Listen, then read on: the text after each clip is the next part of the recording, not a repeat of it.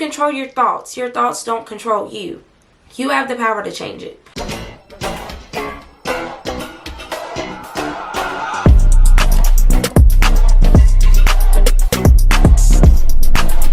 Hey guys, what's up? It's your girl Kayla Stacks back at it again with another video. And today, as you can tell,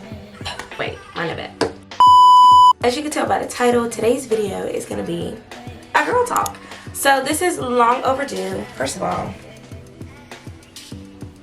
do you like this? We're doing our girl talk. It's long overdue. I think I've asked questions like 3 times over the last like 6 months on my Instagram and have yet to drop a video. So I have notes in my phone, but I thought it was better if I just went ahead and wrote them down, which I did.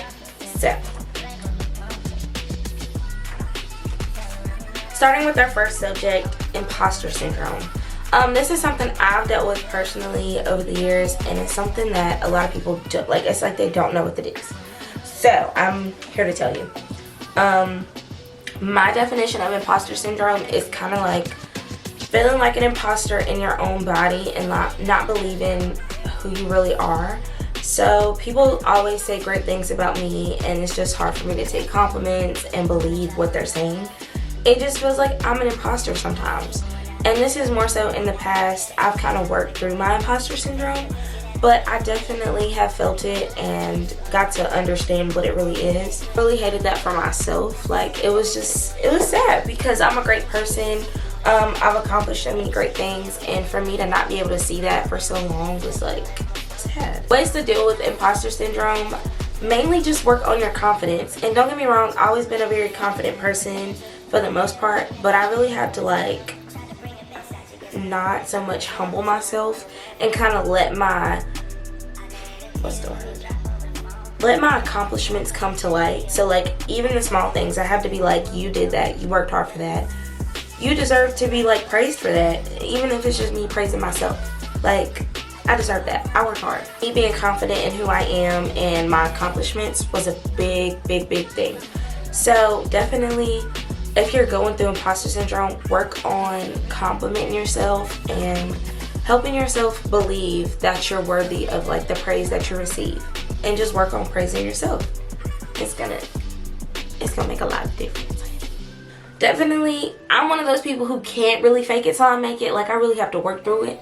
But if you're one of those people who can fake it till you make it, definitely go for it. If you feel like you can put on the face every day to make it seem like you got this, you're all that in a bag of chips, you go do that, because eventually that will become your reality eventually. Like, even if you don't feel like it deep down inside, if you keep showing up as a confident, this great, rambunctious person who believes in herself or himself, if you do, if you show up as that person every day, that's going to become your reality. So if you need to fake it till you make it and get out of that imposter syndrome, you do that. You go right ahead.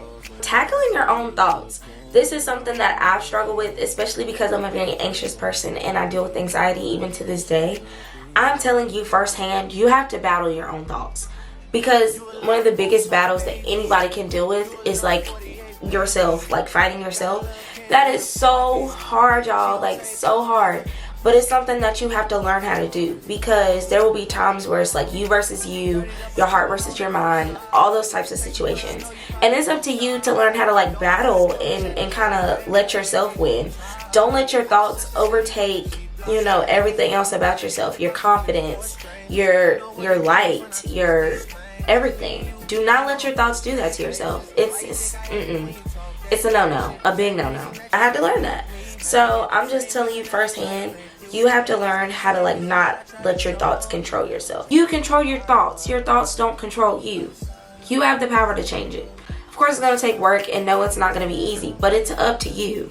Like, if you don't want to think like that no more, you don't want to be a negative person, change it. And no, it's not that simple. I know. But it's still up to you. I can't go in your brain and change it around and make it all better. You gotta do that. You can really get in your own way, and you can let your thoughts deter you from being who you're supposed to be and who you really are. And it's up to you to like not let that happen. And it's really hard, but I've learned that it's up to me. So moving on, we're gonna be talking about anxiety. This is something a lot of people deal with. I've been like actually like downright diagnosed with it. I am medicated for it because it just got that bad. And I used to not want to say that because I didn't want it to be like so real to me, but I am medicated for it, and I feel like I've seen a lot of a difference. And it just came up to me to make a choice. Do I want to keep dealing with being anxious every day and not being able to live how I want to live? Or do I want to take control of it and get something that can fix it? Or at least aid it in becoming better. I'm sorry. Anxiety, in my own words, is letting your thoughts overtake yourself. But like, my thoughts are so overwhelming sometimes. It's unbearable. So it's like I overthink everything I do or did, and it just became to the point where I couldn't take it anymore. So I changed my thought process a lot of the times. Like, instead of thinking of all the bad that could happen, I started to pick out the positives that came from different situations or whatever I was thinking too hard about. That really changed my whole perspective on a lot of things, and it really helped a lot. Definitely medicate. If you have crippling anxiety, think about getting medicated. Like, go to your doctor and be like, look, my anxiety is so bad, I can't deal with it. I need something that will kind of calm it down. I know people take Zoloft, stuff. I don't know.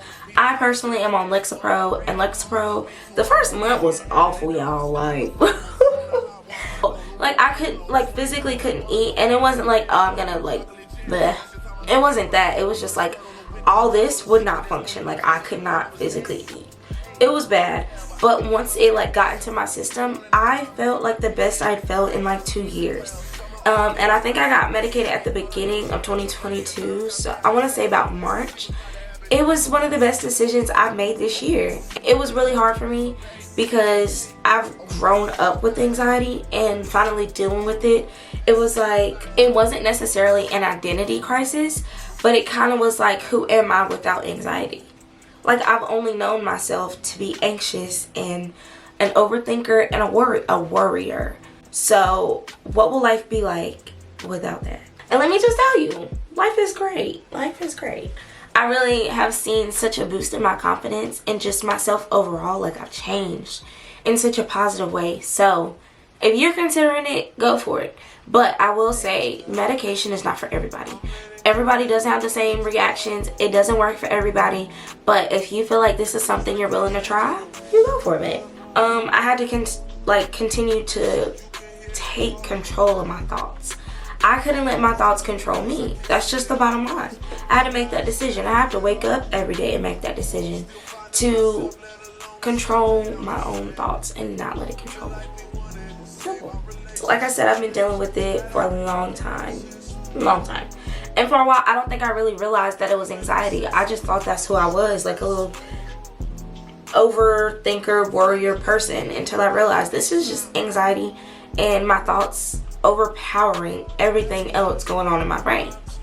That's not, I'm not gonna deal with that. You can deal with it, but me personally, So, what I've learned from anxiety is kind of how to control myself in different areas of myself and my mind, my emotions. If I take control of it, there's literally nothing that's gonna be in my way. Nothing's in my way, because I have full control over everything. If you can control your thoughts and what you do with them, boom, boom, boom. Therapy. Now this is a big one, because I believe I started therapy end of last year.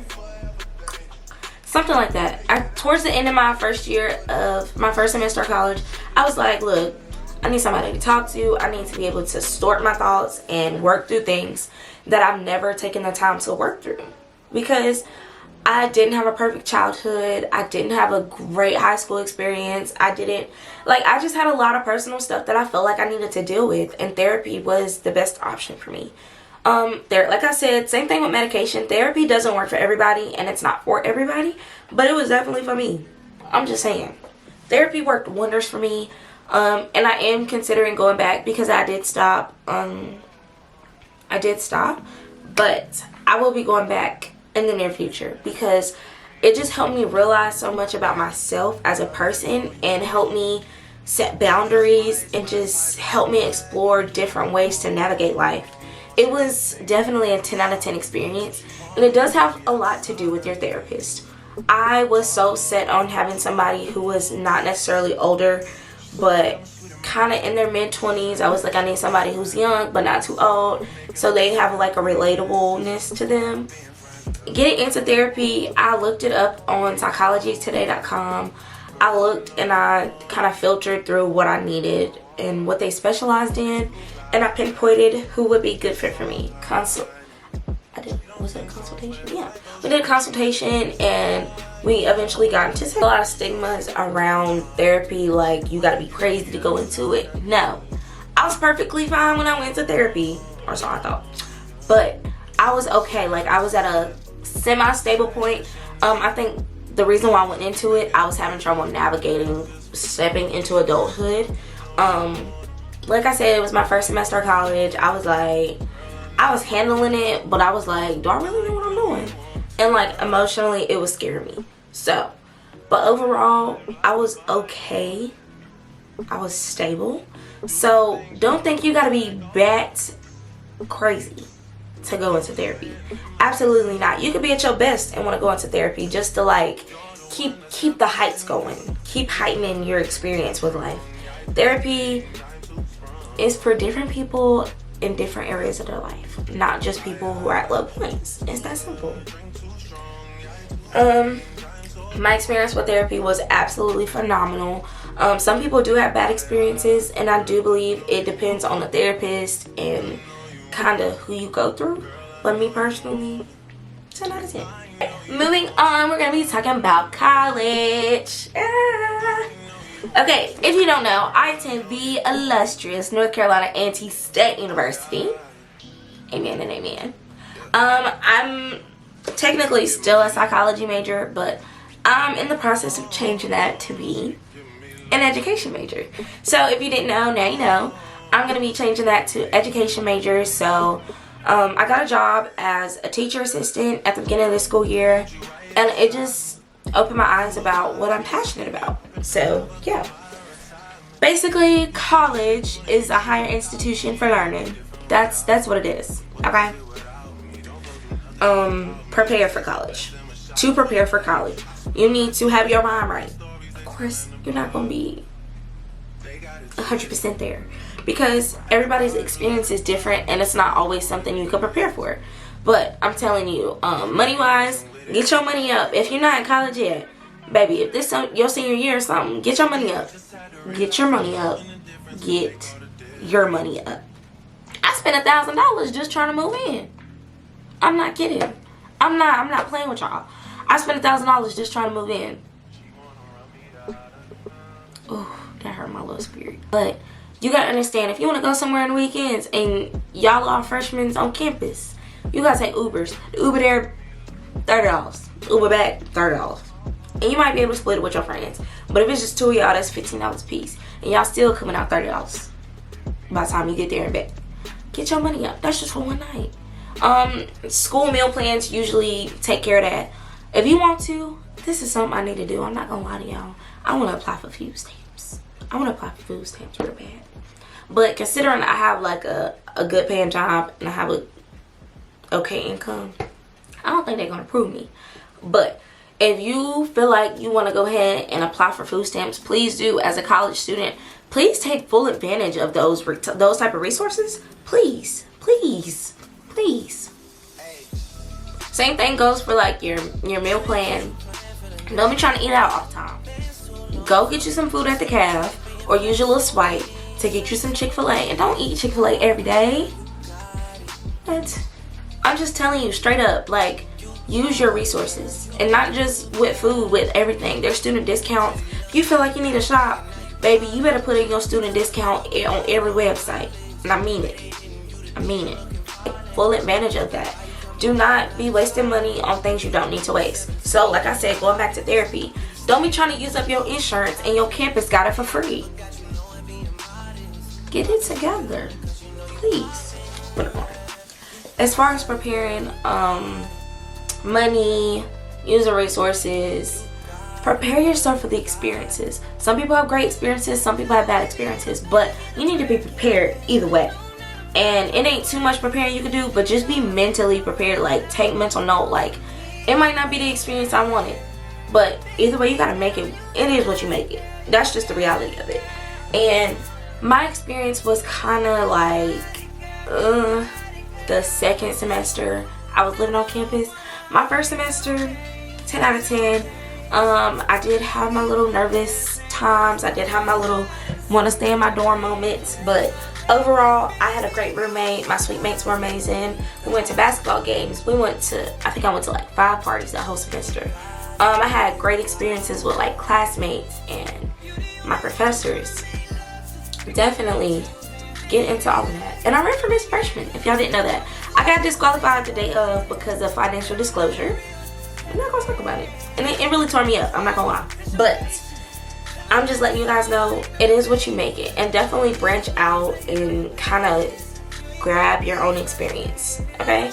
Go for it. Don't be scared. Just prepare yourself to have a good experience, but also be prepared for the bad. My second semester, I think I'm ready to talk about this, y'all. My roommate, homegirl, was dirty. Oh, but our cleanliness levels were not the same. I'm just saying. Like, I'm not trying to bash her. This could be how she grew up. This is just, I don't know. I'm not here to judge her, but me personally, I wasn't having it. I ended up having to report her at the end of the semester. It was just hard to live in that. Like, it was hard to live in a situation like that. I didn't want my friends over. I was just very uncomfortable in my living situation. So it kind of just deterred me from being on campus. I ended up coming home a lot that semester. So my experience was not the same. So just understand things work out differently for different people. Just be prepared for it all. My experience was great. I learned a lot about myself and other people. I learned a lot. As far as academics, stay on top of your academics. You're there to learn. That's the hardest reality of it. You're in college to learn. Yes, and it's fun. Yes, and it is an experience. But you are there to get this degree and get this money. So get it together. Get it together. Don't play. Please take advantage of your resources, the library, the bus. Take the little shuttle. I was scared for a long time, but don't be walking across campus just because you're scared to get on the little shuttle. Hop your little tail on the little shuttle bus and go on across campus. Put your little AirPods in or whatever and get the moving. Everybody on there for the same reason. Go on with your mess. For college, keep an open mind. And if you are sexually active, wrap it up, get tested, and be safe. College is not the place to be all willy-nilly. Ain't that what my grandma called it? Willy-nilly. Don't be doing the most. Of course, I want you to have your fun and get your little college experience, but don't be, first of all, have some self-respect. This ain't just for the shorties, this for the men. Respect yourself some more. Please. Wrap it up. Get tested. Have a great time. Okay? Thanks for coming to my TED Talk. Alright, moving on. Relationships. Honey, I am an expert in relationships just because I'm the type of girl. I've been in long-term relationships since I started dating. It was always 6 months to a year with every relationships, or if longer, you know. So I understand relationships, and I will, just a disclaimer to y'all, I don't do toxic. I've always been that way in my relationships. I don't do the arguing, I don't do the fighting, I don't do the drama, I don't do none of that. All my relationships were pretty stable, even throughout middle school on up into my adulthood. I don't play that mess. I always been like that. I'll always be like that. I'm mature. When it comes to my heart, you're not finna play with me and I'm not finna play with you. What? A relationship, it's, you know what it is, right? There it is. Moving on. That. So I just wanted to let you guys know, you know, some people do grow apart. Some people do have different experiences as they get older. But yeah, my advice to y'all, don't get into relationships just for the heck of it. If that's your thing, go right ahead. It's not my place to tell you what to do. It's not my place to judge. But when feelings are involved, I don't like the whole playing games, because somebody's gonna end up hurt, or somebody's gonna end up feeling some type of way, whether that's you and your heart or them and theirs. But either way, like, why are you playing? I just feel like that's childish. That's, once again, my personal opinion, but I really do feel like playing games and playing with people's hearts is real old. But I mean, when it comes to relationships, I don't like modern day dating.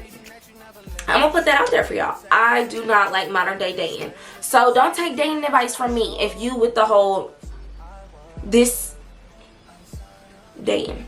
I'm very traditional. When I say that, I mean, like, I'm very traditional. Like, I like dating, like actual dates. And I do believe in dating multiple people. Not going out here and getting jiggy with everybody, but going to actual dates and getting to know multiple people until you narrow down who you want to be with. I am one of those people. That's what dating is. Experiencing different, things with different people. Adventure. I mean, that's what we're all about. But I will say, when it comes to dating, a lot of people have this like horrible misconception. If I go on a date with one dude on Monday and another dude on Friday, that don't mean I'm no HOE. I'm dating. And especially if we're not like having, fun. First of all, that's not nobody's business. That's first and foremost. I want to say, when it comes to relationships, be private. If you want to, post and flaunt it a little bit, that's cool. But keep like your actual relationship with people private, because people can't mess up what they don't know. They can't get involved. They don't know nothing about this. So I just want to put that out there. Really keep your relationships private to a certain extent. And moving on, I really need you guys to date.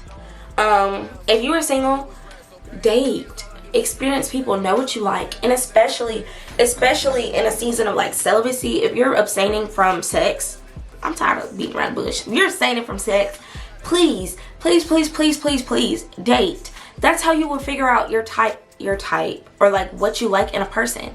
I'm not gonna sit here and lie to y'all like I don't date, because I do. But I also like try to refrain from any type of activities until I know this is the person that I want to be involved with, like fully. I believe in that, and that's just what it is. And I want marriage. I want a life of like togetherness and unity. Some people don't want that. I mean, personally, that's what I want, and that's what I believe. So I'm not gonna involve myself with somebody who I don't see it going nowhere. That's a waste of my time. That's just my personal belief. So don't take no relationship advice from me if that's not what you like. I mean, it's that simple. Just skip past that part. How I've dealt with relationships in the past, I keep an open mind. I'm very like communicative. I've had to work on that a lot, but I've learned to communicate my feelings. Like, if I don't like something, I'm gonna tell you, like, I don't feel comfortable with you doing that. I don't like when you do that. If you're not vocal, they will never know. Another thing, and this is not to bash men, but I just want you girls to be very knowing that men use, weaponized incompetence. They know exactly what they're doing. They know exactly how they feel. All of the above. So do not let these men, do not think they're nonchalant, for one. If he nonchalant, he either putting up a facade or he don't like you. That's the reality of it. It's as simple as that. And I hate to slap you in the face with that, but that's the truth. If a man likes you, you will know. There is no question. The minute you have to question if a man like you, me personally, I'm gonna cut him off. And I'm the queen of ghosting, and that's something that I am deeply sorry. I want to tell all y'all I'm so sorry if I ever ghosted you. I am sorry. Deeply. I'm deeply sorry. Don't be like me in that sense. Definitely communicate. Like, don't just cut these people off. just out of respect, just be like, I don't think this is working out. Boom. There you go. And I have worked on that a lot, but yeah, I'm still working through it. Yeah, definitely my experience with relationships have been really good, and I think they will only get better as I mature and get older. But using a mature mindset, involving myself with other people, has helped so much. Like, I get so much more respect from men when they realize, like, oh, she really not playing games with me. Yeah, I'm a grown woman, and I got grown woman time. That means I'm on a time frame. That means I got stuff to do. So if you want to play, you have to find somebody else to play with. Moving on to our last little subject for the day, self-love. I've gotten questions about loving myself and my self-confidence for years. People trying to, like, figure out, girl, how are you so, like... First of all, I really don't know. You want to be honest? I don't know. I've always been like that. I've had very rough patches in my self-love journey. Keyword journey is an ongoing thing. It's none of that. It's definitely an up and down journey. I have my days, but for the most part, it's just something that I've instilled in myself. My mama pretty much forced me to love myself. I'll never forget, I had a really, really rough patch in middle school.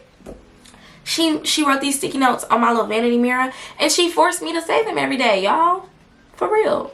But moving on from that, I've just kind of learned to instill that in myself, other than my mom doing that for me. And just kind of learning how to take compliments. That's boosted my confidence. Like, when people tell me I'm pretty, I'm like, oh, thank you so much. Big smile. Take it in like they think I'm beautiful. They view me as a beautiful person. And it's a confidence boost. But of course, your beauty does not lie in anybody else's eyes. First of all, the eye of the beholder. God made me in his image. And anything God created, I believe, is just flat out perfect. Sorry, perfect isn't the word, but just flat out beautiful. So if God took his time with me, you know what's up. You know what's up. So, moving on. Prioritize your self-care and your self-love. Like, self-care isn't always the face mask and light a candle. Don't get me wrong. It's my favorite. I love a little self-care moment. But sometimes it's just digging deep inside yourself and letting yourself know, like, what's up. Like, looking in the mirror and accepting and loving what you are and just taking the time to do all that. Self-love and self-care are just so important. Oh my God. So important. Definitely prioritize it. If you, this also goes along with, like, your mental health. Prioritize it. You can't love yourself if you're pouring from an empty cup. If you give to everybody else, what do you have left to give yourself? Nothing. And then you sitting around looking crazy. No. The answer is no. So, moving forward. My personal experience, like I said, it's been an ongoing journey, up and down. But I've really found, like, a newfound confidence in myself these past, like, few months. Just because I feel this era of my life, y'all, is my grown woman era. So I'm really, like, learning how to be a woman and what it means to be a woman. And that looks different for each woman. Like, my idea of womanhood might not be my best friend's idea of womanhood.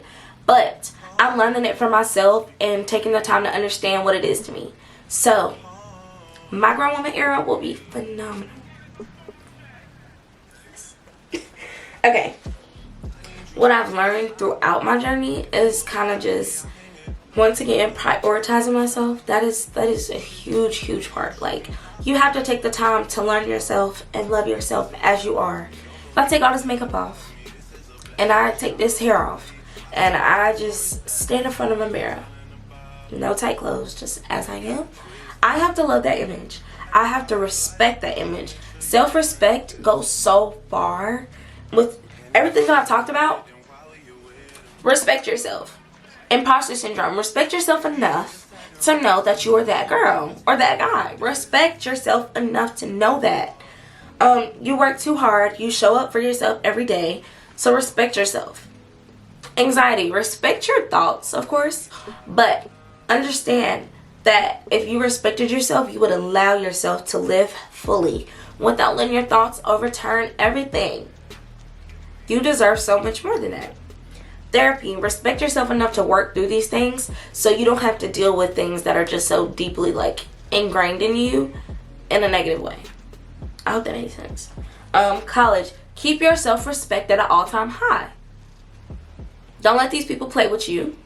Don't let financial aid play with you. Don't let no roommate play with you. Don't let no professor play with you. None of that. None of that. None of that. Respect yourself in every aspect. Relationships. That is huge. Respect yourself first. Of course, respect your partner. But if you feel disrespected, or if you make a decision with your partner, or just anything regarding that way, please understand your self-respect comes first. If you don't respect yourself, you think they're gonna respect you? Be so for real. Because the answer is no. Anyway. And circling back to self-love, you have to respect yourself in every aspect. So keep that in mind. And I really hope all of this made sense to y'all. I tried. I really did. I really hope that you like this video. Make sure you comment, subscribe, and as always, hold on, stay blessed.